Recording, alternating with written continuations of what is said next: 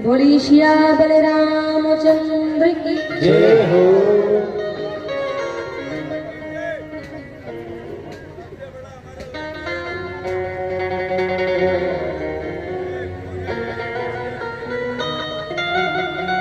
इस प्रकार से विदाई होने के तत्पश्चात सभी कहते हैं राम जी की विवाह में 1 लाख घोड़े और 25,000 रथ थे।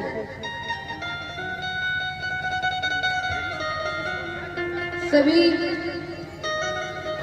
बड़े ही प्रेम के साथ अयोध्यापुरी पहुंचे और वो अयोध्यापुरी इतनी सुहावनी लग रही, इतनी पावन लग रही है। आज मैया कौशल्या, माता कैकेयी, माता सुमित्रा महारानी बड़ी प्रसन्न है। सब सुंदर सुंदर सी थाली सजा करके बैठी हुई है, कितनी आनंद में है। के बाद समय धीरे धीरे निकल रहा है, जीवन में बड़ा आनंद है। अयोध्या धाम में जिस जगह भक्ति हो, ज्ञान हो, वैराग हो, समर्पण हो, प्रेम हो और भगवान हो, तो उस धरा का कहना ही क्या है, संत भी इसका वर्णन नहीं कर सकते। एक समय की बात है कि महाराज दशरथ अपने भवन पर बैठे हैं और जैसे ही उनका मुख एक पात्र पर जल रखा, तो उनका मुख जैसे ही उस जल में थोड़ा सा जल का उन्होंने देखा कि जल रखा हुआ है, तो कान के बाल सफेद हो गए। जब कान के बाल सफेद हो गए तो विचार कर रहे हैं कि चारों पुत्रों का विवाह हो गया है, मैं भी वृद्धा अवस्था में आ गया हूं, क्यों ना अब ये राजपाट राम के हवाले कर दूं, अब राम को ही संभालना। विश्वामित्र जी महाराज, गुरु वशिष्ठ जी महाराज को बुलाया गया। वो आए, हाथ जोड़ करके कह रहे हैं, दशरथ जी महाराज हाथ जोड़ करके विश्वामित्र जी से कह रहे हैं और गुरु वशिष्ठ जी से, नाति सकल संपिदा तुम्हारी, मैं सेवक समेत सुदिनारी। आज राम, लक्ष्मण, भरत, शत्रुघ्न, महाराज दशरथ, माता कौशल्या, कैकेयी और माता सुमित्रा सब खड़े हुए हाथ जोड़कर कर कह रहे ना, ये सब जो संपदा है ना, ये सब आपकी ही बदौलत है। और मैंने विचार किया है कि अब मैंने सब कुछ तो देख लिया है, क्यों ना ये राजपाट अब राम के हवाले कर दूं। राम बड़े हैं तो राम ही राजा बने। गुरु वशिष्ठ जी कह रहे हैं, बात तो बिल्कुल सत्य कह रहे हैं महाराज। सब लोग बड़े प्रसन्न हुए कि हाँ, राम जी को हमारे राजा बनाइए, राम जी को राजा बनाइए, राम जी को राजा बनाइए। आज सभी बड़े प्रसन्न हैं और यहाँ पर देवताओं को हलचली मच गई, हलचल मच गई। अगर राम जी को राजा बना दिया गया, जिसलिए राम जी ने अवतार लिया है, उन पापों का क्या होगा, उन बड़े बड़े राक्षसों का क्या होगा, जो भगवान के अवतार लेने के लिए बड़े बड़े भक्त उनकी प्रतीक्षा कर रहे हैं, उनका क्या होगा। अब सभी देवता पहुंचे यहाँ पर, राज अभिषेक की तैयारियां चल रही हैं। एक समय सब सहित समाज, राज सभा रघु राज विराज। उस समय सभी तैयारी में लगे हुए कि राम जी को राजा बना दिया जाएगा, राम जी राजा बनेंगे, राम जी राजा बनेंगे। आज पूरी अयोध्या को ऐसी सजा दिया गया है कि आज जिस अयोध्या में साक्षात हमारे राघवेंद्र सरकार विराजमान हो, वो राम जी, देखिए महाराज बड़ी विडंबना है। एक बात क्या है कि राम जी के दादाजी कौन थे। देखिए उनके मनु जी महाराज की कथा बड़ी आनंदमय है, बड़ी प्रेममय है। मनु जी महाराज की कहते हैं उनकी तीनों पुत्रियां भी बढ़िया थी। देवहूति जिन्होंने कर्दम ऋषि से विवाह किया, और उनके दो पुत्र थे प्रियव्रत और उत्तानपाद। लेकिन उत्तानपाद के जो पुत्र थे ध्रुव महाराज, उन्होंने भी 5 वर्ष में भगवान को प्राप्त कर लिया। तो उनके जीवन में तो भक्ति है। लेकिन देखिए महाराज, जिस नगर में, जिस धरा में दादा भी हो जिन्होंने 23,000 वर्ष तपस्या की हो, भगवान की कृपा हुई हो, और उनकी भी संतानें कोई ऐसी संतानें नहीं थी। आज वही मनु महाराज दशरथ के अवतार में आए हैं, दशरथ के रूप में। अब सभी प्रजावासी सभी बड़े प्रसन्न हैं कि वैसे भी हमारे महाराज अब वृद्ध हो गए हैं, तो राम जी को ही राजा बना दिया जाए। सभी जोरदार तैयारियों में लगे हुए हैं। लेकिन यहाँ पर सभी देवता भी भयभीत हो रहे, हलचल मच गई सभी देवताओं के जीवन में। अगर राम जी को राजा बना दिया गया तो ये सब कार्य अधूरे रह जाएंगे। जिसलिए उन्होंने अवतार लिए हैं, वो सारे अवतार लेने का कोई मतलब नहीं रहेगा। अब सभी देवता कहाँ पहुंचे? सरस्वती मैया के पास। कोपी समाज साज सब हो कोई, राज करते निज को मत बिगो। वो क्या चाहते हैं कि मंत्रा जो है ना, वो कैकेयी मैया की दासी है। तो सब विचार करें, अगर मंत्रा की बुद्धि घुमा दी जाए, फेर दी जाए, तो काम बिगड़ सकता है। अब सरस्वती मैया के पास पहुंचे महाराज। सरस्वती मैया से कह रहे हैं, देवी जी हमारे आने का कारण ये है कि भगवान ने अवतार क्यों लिया, सबको मालूम है। अपने भक्तों पर कृपा करना है, राक्षसों का वध करना है, पापों का संहार करना है। लेकिन अगर राम जी को राजा बना दिया गया तो ये सारे कार्य अधूरे रह जाएंगे। के बाद सरस्वती मैया कह रही, अच्छा मुझे करना क्या होगा, कृपा करके बताइए। अब देवताओं ने सरस्वती मैया को बता दिया कि आपको जो ऐसी जगह जाइएगा,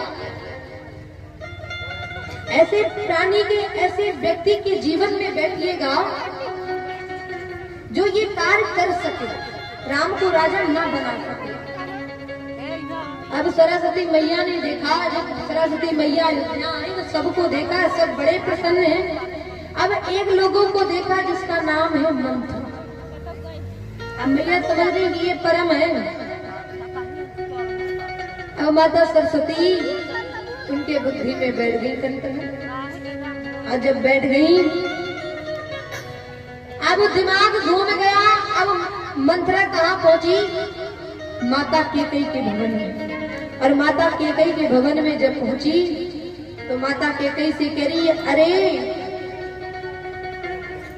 रानी जी पता है आप बड़ी प्रसन्न है कि राम को राजा बना दिया जाएगा। आपको मालूम है ना, अगर राम राजा बन गए तो आपको कोई पूछेगा तक नहीं। आप इस महल में अभी रानी है, लेकिन अगर राम राजा बन गए ना तो दासी बनकर के रह जाएंगी। इन कैकेयी मैया कह रही हैं, अरे मंत्रा तुझे पता नहीं है, राम तो मुझसे बहुत प्रेम करता है और मैं भी भरत से ज्यादा राम से प्रेम करती हूँ। करीब वो प्रेम अभी करते हैं जब कहते हैं मान सम्मान पद प्रतिष्ठा मिल जाती है महाराज, तो सब भूल जाते हैं। और फिर कौशल्या जी की चलेगी, आपकी नहीं चलने वाली। अब कैकेयी के दिमाग को घुमाना चाहते, लेकिन कैकेयी मैया घूम नहीं रही है। मन में बार बार विचार कर रही कि मेरा राम मेरे साथ कभी ऐसा नहीं कर सकता है। अरे मंत्रा तू जा अपना काम कर जाके, मुझे बता मत। लेकिन मंत्रा बार बार आती है और बार बार यही कहती है, अरे महारानी केवल एक मैं ही हूँ जो आपके लिए अच्छा सोचती हूँ और आपके विषय में कोई अच्छा नहीं। लेकिन राम जी ने पहले ही माता केकई से कह दिया था कि मैया अगर मैं राजा बन गया तो समझ लेना जिसलिए मैंने अवतार लिया है ना, ये सब कार्य नहीं हो पाएगा जब तक आप मुझे 14 वर्ष के लिए वनवास ना दे देंगी, तब तक ये कार्य नहीं होगा। लेकिन आपको पता नहीं जब मैं 14 वर्ष के लिए वनवास जाऊंगा ना, तो पता नहीं आपको क्या क्या सुनना पड़ेगा। लेकिन माता केकई कौन है? माता केकई है कर्म की प्रतीक, और जब वो कर्म करेंगी तभी फल मिलेगा। लेकिन माता केकई का जीवन धन्य है कि लोगों के विषय में नहीं सोचा, केवल इतना सोचा है कि मेरा पुत्र क्या चाहता है, मुझे क्या करना होगा अपने पुत्र के लिए। अब मंत्रा कह रही है समझ जाओ, यहाँ पर कोई नहीं है जो तुम्हारे लिए अच्छा सोचे महारानी। अब धीरे धीरे मैया केकई की भी बुद्धि घूमने लगी। केई तुरान रिसानी पर सतपान पति निवार, मानव सरो से भुअंग भाम विषम भौत निहार। अब जैसे ही धीरे धीरे बुद्धि घूमी, लेकिन सभी राजा सभी बड़े प्रसन्न हैं कि हमारे राम जी राजा बनेंगे। सारी प्रजा तैयारियों में लगी हुई है। लेकिन मैया केकई ने क्या किया? माता केकई ने एक विधवा से स्वरूप बना करके अपने भवन में बैठी है, कोप भवन में। कोप का मतलब जहाँ कभी कोई प्रसन्न नहीं रह सकता, क्रोध में। अब महाराज जनक भी बड़ी प्रसन्न है कि हमारे दामाद जी राजा बनेंगे। सब प्रजा है और सब समझी सब है। लेकिन महाराज बात क्या हुई कि आज महाराज दशरथ ने सबको देख लिया है, लेकिन उन्हें कहीं पर भी केकई नहीं दिखाई थी। जब केकई महारानी उनको कहीं दिखी नहीं तो केकई महारानी को देखते हुए पहुंचे, कहाँ है केकई महारानी? दिखी नहीं रही है।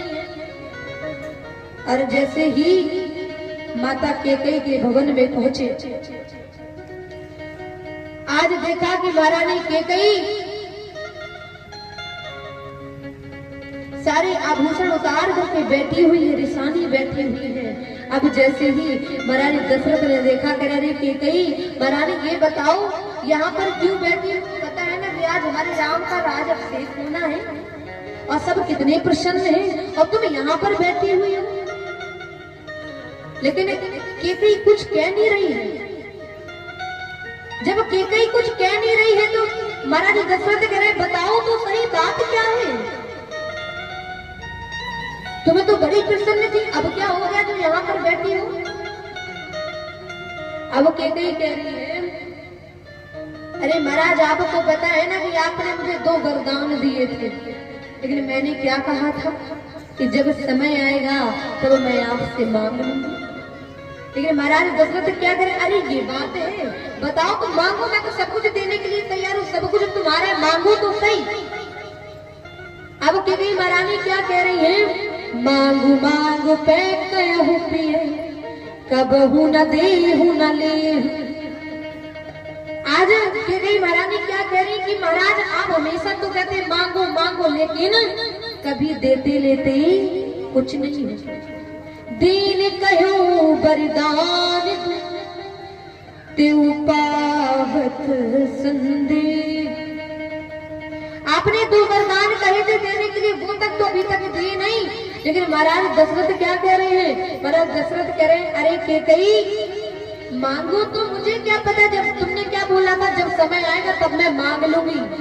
आज वो समय आ गया है महाराज कि मैं आपसे 2 वरदान मांगना चाहती हूँ। कौन से वरदान है? तेरी महाराज झूठ मत कहिएगा, आप हमेशा कहते हैं कि ले लो ले लो, लेकिन आप देते लेते कुछ नहीं हो। झूठू हम ही दो से जनी देव। महाराज दशरथ करें क्योंकि तुमने अभी तक मांगा तो है नहीं, और कह रही झूठ मैं कहता हूँ, मैं झूठ नहीं कहता हूँ। रघुकुल रीत सदा चली आई, प्राण जाई पर वचन न जाए। अरे के कहीं प्राण भले ही मेरे चले जाए लेकिन वचन नहीं जा सकता है, इसलिए कि कहीं मांग लो क्या वरदान है। अब अरे महाराज मांग रही हूँ मैं, प्राण चले जाए आपने कहा है। बाबा ने क्या लिखा है, रघुकुल रीत सदा चली आई, प्राण जाई पर वचन न जाए। सदा चली आई, प्राण जाई पर वचन न जाए। और कभी महाराज ने क्या करी, हाथ जोड़ करके प्रभु महाराज पहला वरदान ये है, सुनाहु प्राणी प्रिय भारत की का हुए वर भरित हिता।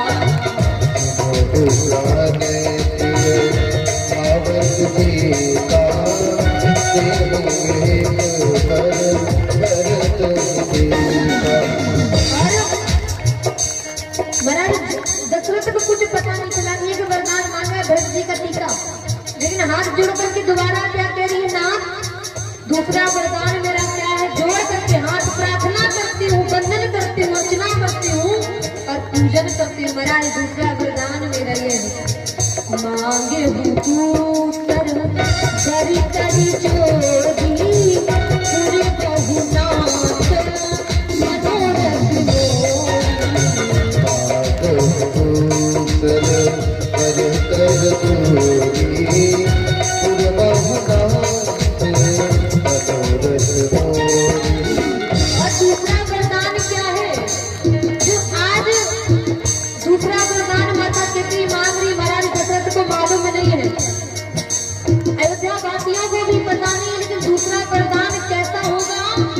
महाराज दशरथ को मरना पड़ेगा। आज महाराज दशरथ के प्राण छूट जाएंगे, लेकिन फिर भी महाराज दशरथ ने क्या किया है, रघुकुल रीत सदा चली आई, प्राण जाई पर वचन न जाए। दूसरा वरदान मांगू, महाराज दशरथ कहे हाँ मांगू। दूसरा वरदान कौन सा है, कह रही है, तापत भेद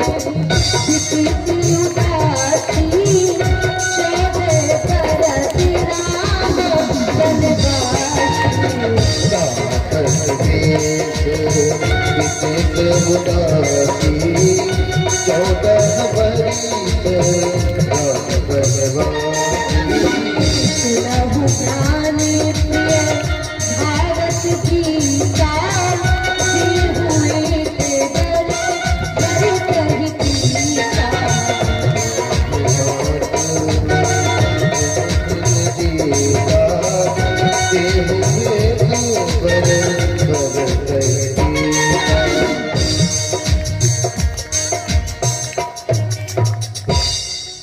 आज हाथ जोड़ करके महारानी के महाराज दशरथ से क्या कह रही है कि महाराज पहला वरदान तो ये है कि मेरे भरत का राजाभिषेक होना चाहिए, मेरे भरत राजा बनेंगे। लेकिन हाथ जोड़ करके प्रार्थना है, हाथ जोड़ करके निवेदन है कि दूसरा वरदान मेरा ये है, तापस भेष विशेष उदासी 14 बरस राम बनवासी। क्या मांगा, 14 बरस राम बनवासी। अरे महाराज जैसे ही सुना महाराज दशरथ ने, उनको लगा कि मजाक कर रही है कि कहीं हंसी में बोल रही है, लेकिन नहीं। अरे अरे कहीं क्या कह रही हो, वो राम राम तो हम सबके आंखों का तारा है। राम है तो हम है, राम नहीं तो हम नहीं। ये कैसा वरदान है, ठीक है तुमने कहा है, लेकिन ये बात तो समझ में आई कि भरत को हम राज तिलक दे देंगे, राज तिलक कर देंगे, राजा बन जाएंगे भरत जी। लेकिन केकई ये कैसा वरदान है, जिस राम को कौशल्या से ज्यादा प्रेम तुम करती हो, आज राम को ऐसा वरदान। महाराज दशरथ कह रहे हैं कि कहीं दूसरा वरदान मांग लो, ये कोई वरदान है क्या? सबको पता है अगर राम चले गए तो यहाँ कोई रहेगा नहीं। कहीं करी महाराज मैं मजाक के मूड में नहीं हूँ, बिल्कुल नहीं। मैंने आपसे जो बोला है वही सत्य है। आज महाराज दशरथ बहुत प्रकार से समझा रहे हैं, अरे केकई तुझे तो पता ही है ना कि मैं राम के बिना जी भी नहीं सकता। और राम की तो 14 वर्ष की बात, अरे जिस राम को उतने प्रेम से हम सबने पाला, उस राम को जो कोमल है, जिस राम से सब प्रेम करते हैं, उस राम को कैसे हम भेज सकते हैं? लेकिन केकई का शब्द यही है, तापस भेष विशेष उदासी 14 वर्ष राम वनवास। महाराज जनक समझ गए अब केकई मानने वाले नहीं है। महाराज जनक अपने भवन में जाते हैं, आसक्त होकर के रानीवास में जाकर के अपने भवन में सैया पर लेटे हुए हैं। आज बार बार गिर रहे हैं, उठ रहे हैं, लेकिन चलने की तथा नहीं है। नेत्रों से सुधारा बह रही है। राम 14 वर्ष में वनवास, कैसे मैं भेजूंगा अपने राम को? जिस राम से मैं इतना प्रेम करता हूँ, जिस राम के बिना मैं जी नहीं सकता, ये प्रजा राम के बिना नहीं रह सकती, उस मेरे राम को मैं कैसे 14 वर्ष के लिए वनवास के लिए कहूँ? आज धीरे धीरे पता चल रहा है, सबको लग रहा है कि राम जी 14 वर्ष ये वनवास जा रहे हैं। माता केकई को आज सभी इतना बुरा भला कह रहे हैं। अवध उजार कीन के दीन से अचल विपत्ति की। अरे दुष्ट केकई, तूने तो इस अयोध्या को ही उजाड़ दिया है, इस बाग को ही उजाड़ दिया है। अरे ये तो सौतेली है, तभी तो उसने ऐसा किया, इतना बड़ा कपट, इतना बड़ा छल। लेकिन आज महाराज जनक सैया पर लेटे हुए हैं, श्रवण कुमार के अंधे माता पिता को श्राप को याद कर रहे हैं कि उन्होंने कहा था जिस प्रकार से हम अपने पुत्र के वियोग में मर रहे हैं, उसी प्रकार से आपके जीवन में भी ऐसा समय आएगा कि आपको भी पुत्र के वियोग में मरना पड़ेगा, प्राणों कांत करना। आज जिस अयोध्या में आनंद छाया था, आज उस अयोध्या में करुण छाया हुआ है। सब रो रही हैं, सब कह रहे हैं हम राम को नहीं जाने देंगे, हम अपने राम को 14 वर्ष में वनवास नहीं जाने देंगे। लेकिन आज प्रभु श्री राम को जब पता चला, आज पिताजी को प्रणाम किया है, पिताजी मुझे आज्ञा दीजिए। धन्य है प्रभु श्री राम का जीवन कि आज माता पिता की आज्ञा से 14 वर्ष में वनवास जा रहे हैं। दशरथ जी ने राम के हाथों को पकड़ लिया, हृदय से लगा ले, राम तू चिंता मत कर, तू अभी जाना तुरंत आ। राम पता है ना मैं तुम्हारे बिना नहीं रह सकता हूँ। आज महाराज दशरथ के नेत्रों से धारा बंद नहीं हो रही है। फिर ये बात धीरे से किसको पता चली? हमारे लखन लाल को। समाचार जब लक्ष्मण पाए, व्याकुल बिलख बदन ओट धाय। आज लक्ष्मण जी को पता चला, आज लक्ष्मण जी भी व्याकुल होकर के उठ गए, अगर मेरे भैया जाएंगे तो मैं भी जाऊंगा। क्योंकि लक्ष्मण जी कौन है? लक्ष्मण जी के जीवन में क्या है? राम की सेवा करना, अपने लक्ष्य पर लगे रहना, खड़े रहना।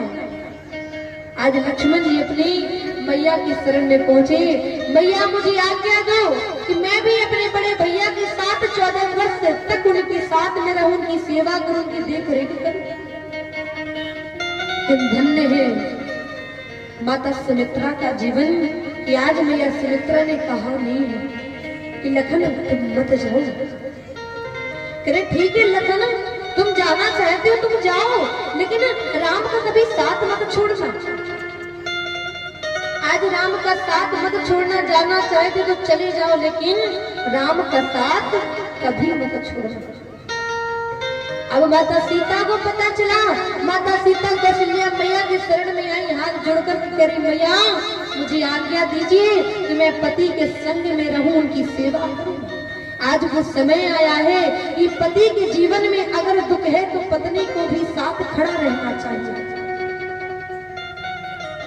लेकिन आज माता कौशल्या क्या कह रही है? माता कौशल्या कह रही पुत्री, महाराज ने आपके पिताजी से क्या कहा था कि अभी तक आपकी पुत्री थी, लेकिन आज से ये हमारी पुत्री है और आपकी पुत्री के जीवन में कभी कष्ट नहीं आएगा, कभी दुख नहीं आने देंगे। लेकिन पुत्री, राम तो मेरा जा ही रहा है, लेकिन तुम भी छोड़ करके जा रही हो। लेकिन आज माता सीता क्या कहती हैं? मैया आप किस महल में तो सब है, मांडवी बहन है, उर्मिला बहन है, सतकीर्ति बहन है, सब लोग हैं, लेकिन मेरे पति के साथ कौन है? आप तुमको देख करके आप प्रेम से आप चिंता मत कीजिएगा, लेकिन मेरा जाना आवश्यक है, क्योंकि मेरे माता पिता ने मुझे यही शिक्षा दी है कि सास ससुर का सम्मान करना चाहिए, सास ससुर की आज्ञा का पालन करना चाहिए। और अगर मेरे पति कर रहे हैं तो मेरा भी धर्म है कि पति के साथ मुझे भी जाना चाहिए और सास ससुर की आज्ञा का पालन करना चाहिए। लेकिन आज का समय क्या है? आज का समय ये महाराज, अगर पति कहीं चला गया ना, अगर भले ही पति अपनी पत्नी को लेकर के बाहर अपनी पत्नी को लेकर के नहीं पहुंचा ना, तो पत्नी रोज फोन कर करके परेशान करेंगी। महाराज हमें भी जाना है, हम भी रहेंगे, हमसे नहीं होता, हम सास ससुर की सेवा नहीं कर पाएंगे, ठेका नहीं ले रखा। अरे महाराज, आप अगर ये कह रहे हैं तो याद रखिए ये सीढ़ी लगी हुई है।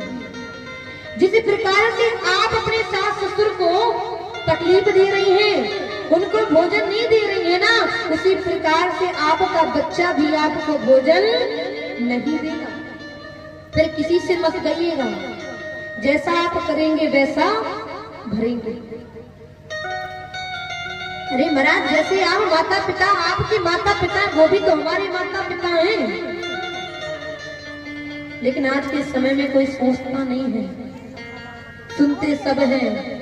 लेकिन कहते ना कथा सुनना 4 प्रकार का होता है। एक कान से सुना, दूसरे से निकाल दिया। कथा पंडाल में कथा सुनने के लिए खड़े हुए और सारी कथा यहीं पर छोड़ करके निकल ली। एक कथा तो सुना है लेकिन जीवन में उतारा नहीं है, और एक कथा सुनना क्या होता है जो सबसे जीवन में सार्थक है। कथा तो आप सुनने आए हो महाराज, लेकिन इस कथा को भी अपने जीवन में उतारिए, उसी को कहते हैं कथा सुनना सार्थक हुआ, और हमारा भी कथा सुनाना ही सार्थक है। आज वही माता कौशल्या से आज मैया सीता कह रही है कि मैया आपके साथ सब है, लेकिन अब वो समय आ गया है कि मुझे पति का साथ देना चाहिए। आज मैया सीता को माता कौशल्या आशीर्वाद दे रही, लेकिन उनके भी आंसू थम नहीं रहे हैं, रो रहे हैं। जीवन में इतना आनंद था, लेकिन आज इतना बड़ा जीवन में दुख आ गया है, इसका वर्णन कौन कर सकता है महाराज। आज सभी विदा मांग करके एक तपस्वी का भेष बना लिया है हमारी राघवेंद्र सरकार ने, लगनलाल ने भी और मैया सीता ने भी। आज तीनों लोग पिता के पास पहुंचे, चरणों को प्रणाम कर रहे हैं। पिताजी आज्ञा दीजिए। अब वो समय आ गया है कि आपकी आज्ञा का, माता पिता की आज्ञा का पालन करना है। आज महाराज जनक कहे, राम तुम मुझे छोड़ करके नहीं जा सकते, क्योंकि मैं तुम्हारे बिना रह ही नहीं सकता।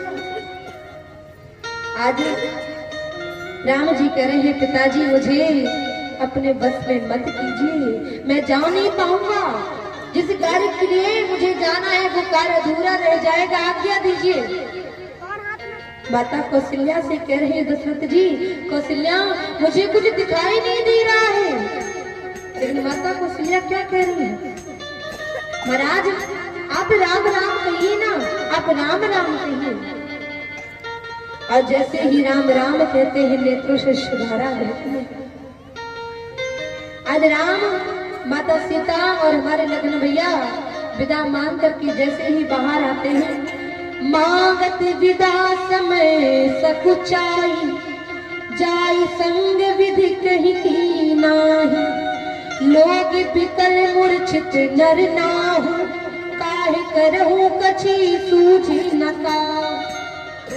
लोग मूर्छित हो जाते हैं, राम 14 वर्ष के लिए जा रहे हैं। अरे राम के बिना तो हम क्षण मात्र नहीं रह सकते। आज वो राम 14 वर्ष के लिए जा रहे हैं। सभी कह रहे हैं, अगर राम जी हमसे प्रेम करते हैं तो हम राम जी को रोक लेंगे, और अगर राम जी 14 वर्ष के लिए जाएंगे तो हम भी 14 वर्ष के लिए राम के साथ जाएंगे। आज राम जी को सब रोक रहे हैं, लेकिन राम जी सबसे विदा मांग रहे हैं। आज सारे अयोध्या वासी भी तैयार हो गए कि राम के साथ हम सब जाएंगे, राम जाएंगे तो हम जाएंगे, क्योंकि राम के बिना ये जीवन जीवन नहीं है। राम ही जीवन है, राम ही आधार है, और राम ही मुक्ति है, राम ही भक्ति है। सभी प्रजावासी तैयार हो गए कि हम भी राम जी के साथ जाएंगे। आज महाराज दशरथ ने भी सुमंत्र जी से कह दिया, हे सुमंत्र जी आप जाइए और राम को लेकर के दोबारा आ जाना। आज सुमंत्र जी महाराज भी जा रहे हैं। जब वहां पर आज जिस अयोध्या में आनंद छाया रहता था, सुख समृद्धि बनी रहती थी, आज उस अयोध्या से जैसे हमारे प्रभु राम निकले तो आज उस अयोध्या में फूल भी मुरझा गए हैं, पेड़ पौधे भी मुरझा गए हैं। आज उस अयोध्यापुरी में अंधकार वास कर रहा है। इसी प्रकार से आज भगवान वन गमन कर रहे हैं। सभी नगर निवासियों को सोते हुए छोड़ करके, सुमंत्र जी को सबको छोड़ करके भगवान आगे बढ़े। और जब भगवान आगे बढ़े हैं तो वहां पर क्या देखा, आज माता भगवती, माता गंगा है, उनको पार कैसे हो। आज वो कृपालु श्री नारायण जिनका नाम लेकर के मानव जीवन अपनी नैया को पार लगाता है, गोस्वामी जी ने बड़ा ही सुंदर भाव लिखा है, जाशु नाम सुमिरत एक बारा, जाशु नाम सुमिरत एक बारा, तेरहि नारे भव सिंधु अपारा, तेरहि नारे सिंधु अपारा, जाशु नाम सुमिरत एक बारा, जाशु नाम तेरहि नारे भव सिंधु अपारा। तेरहि नारे सिंधु अपारा। आज भगवान गंगा पार आए। आज गंगा मैया, भगवती गंगा मैया भी बड़ी प्रसन्न है। जो भगवान का नाम लेकर के मनुष्य जीवन पार हो जाता है, आज वही प्रभु राघवेंद्र सरकार को मैं पार लगाऊंगा। अब भक्त केवट वहीं पर निशांतराज विराजमान है। भक्त केवट से क्या कह रहे हैं प्रभु? प्रभु कह रहे हैं, मांगी नाव ना केवटियाना, कहूँ तुम्हारो मर्म में जाना। आज जैसे ही भक्त को भगवान ने बुलाया, लेकिन इस चौपाई के दो भाव हैं, मांगी नाव नहीं केवट आना।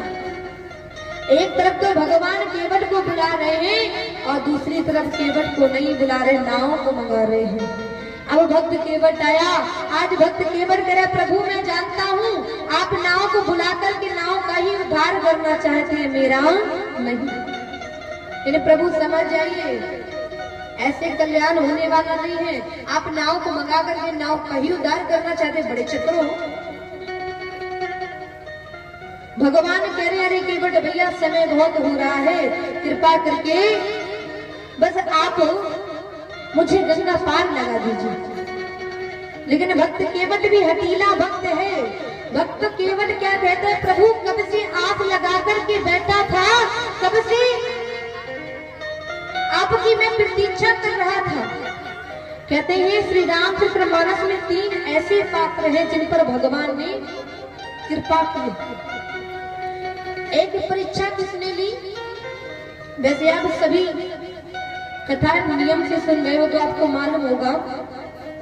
ये बताइए मानस में परीक्षा किसने ली? कई लोगों को पता भी होगा लेकिन नहीं बताएंगे। मानस में प्रभु श्री राम की परीक्षा किसने ली? माता सती ने। और मानस में प्रभु श्री राम की समीक्षा किसने की? किसने की? शूर्पणखा। और प्रतीक्षा किसने की? प्रतीक्षा भगवान की भक्तों ने की है, माता सबरी ने की है। तभी तो भगवान माता सबरी को दर्शन देने के लिए स्वतः जाएंगे। आज वही राघवेंद्र सरकार से आज भक्त हटीला भक्त केवट क्या कह रहे, प्रभु आप नाव को मंगा करके ही नाव को उद्धार करना चाहते हैं, मेरा नहीं। तेरे प्रभु मैं भी ऐसा नहीं हूँ, कब से आपका इंतजार कर रहा हूँ, कब से प्रतीक्षा कर रहा हूँ कि प्रभु की कृपा कब होगी, प्रभु के दर्शन कब होंगे। आज वही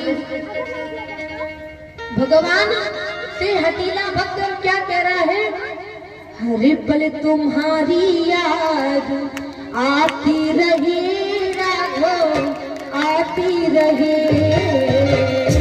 हर पल तुम्हारी याद आती रहे राघव आती रहे। हर पल तुम्हारी याद आती रहे राघव आती रहे। हर पल तुम्हारी याद आती रहे राघव आती रहे। तेरी छवि मन को लुभाती रहे। हर पल तुम्हारी याद आती रहे राघव आती रहे। हर पल तुम्हारी याद आती रहे राघव आती रहे। तेरी छवि मन को लुभाती रहे। हर पल तुम्हारी याद आती रहे राघव आती रहे। हर पल तुम्हारी याद आती रहे राघव आती रहे। हर पल तुम्हारी याद आती रहे राघव आती रहे।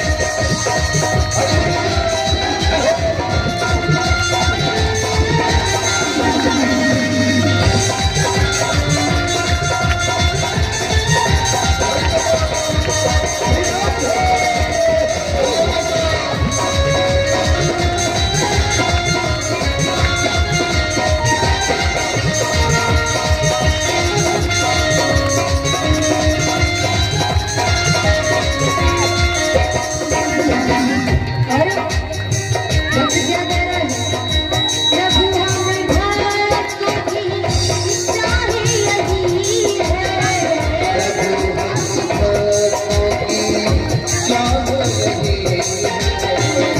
श्री राम नंद की आस गती है यही नाम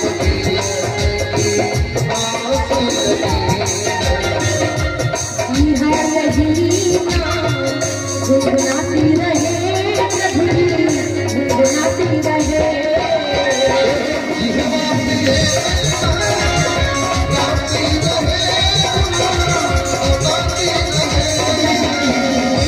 तुम्हारी याद